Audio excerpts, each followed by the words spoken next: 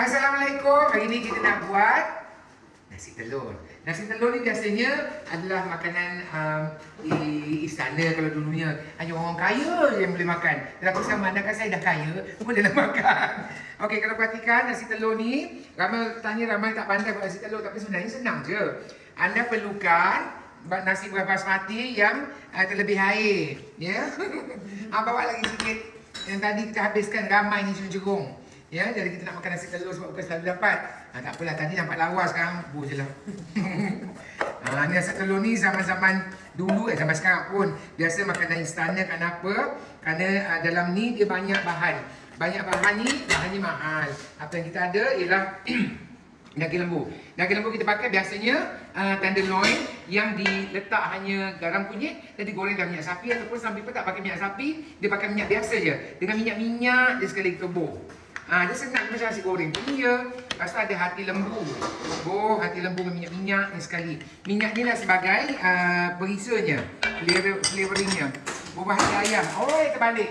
Ada orang letak hati ayam, ada orang tak letak hati ayam. Ada juga orang letak hati dengan pedal sekali. Kalau tak ada pedal, orang kata. Lepas tu kita ada juga ikan masin, ni optional. Ikan masin kalau rasa kaya beli, kalau tak ada tak payah. Ikan masin pun bukan murah sekarang kan. Lepas tu ini kita ada udang kering ke bawang ke ni bawang? Bawang goreng Wangi ni bawang goreng. Ni bawang goreng kan hari ni. Udang kering tak ada Udang kering pula tak lagi. Ni udang kering. Ni udang kering juga digoreng dalam minyak sapi. Macam gitu. Lepas tu telur asin. Tapi telur asin kita hari ni tak berapa oren. Kalau ada oren tu awak. Telur asin, namanya nasi telur tapi daging banyak ada telur. Lepas tu, kalau rasa kaya lagi dapat bonus bulan ni, belilah telur puyuh. Tapi telur puyuh ni tak boleh makan berbanyak sangat, nanti kan kolesterol. Dan ini the start of the show. Nasi telur biasanya, nasi telur. Telur yang digoreng dan biasanya kita goreng sampai garing-garing-garing gitu. Tak tahu budak saya ni goreng garing ke tidak. Dan garam sikit. Mana garam? Lupa garam. Kalau nak color boleh juga letak some carrot, cube some carrot. Lepas tu kita goreng juga. Boleh garam sikit. Ada orang membutuh aji, tak nak pun tak apa. Tapi hati-hati sebab yang digoreng-goreng ni dah ada garam kunyit. Lepas tu kita kutikkan aja. Ambil kat minyak lagi sikit. Minyak gorengan tadi. Minyak gorengan sikit.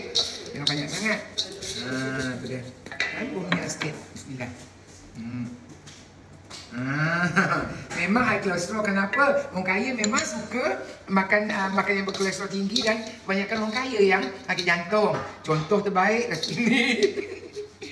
Macam tu. Kalau bukan basmati cantik lah. Dia panjang-panjang. Kalau tidak dimasak dengan menggunakan air banyak macam ni.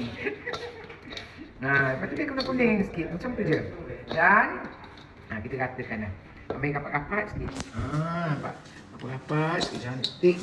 Kita pecah-pecahkan ni je. Tapi nasi biasanya kita pakai nasi yang sejuk lah. Kalau nasi panas sekarang dia bertempik, dia pecah perut. Macam tu je. Kan senang nasi telur ni. Dan nanti kalau anda mempunyai skill yang baik, buatlah telur kerawang-kerawang macam butter prawns tu, pun lagi cantik. Itu je nasi telur. Tapi wangi baunya. Ini je. Dapat satu resepi. Memang modal terbazir lah. Kan? Namanya pun untuk makanan raja-raja. Hari tu saya makan ada di istana, majlis tahlil lagi tu, dihidangkan nasi telur. Biasanya nasi telur ni kita hidangkan dengan, ini nasi goreng, hidangkan dengan darjah, ataupun ada juga nak makan pucuk ayam pun sedap. Kalau nak rata-rata macam tu saja, tak payah lauk pun dah sedap. Tapi make sure masa goreng-goreng tu kunyit dan garam ni mesti cukup. Kalau tak cukup kan tak sedap. There you go. Inilah dia nasi telur yang kita hidangkan dalam pinggan. Itu je. Lepas tu nak hias suka hati lah. Nak hias macam mana, nak susun telur lagi ke, suka hati. Inilah dia nasi telur daripada British Talents International College. Ada dalam buku Sedap Doa Jari.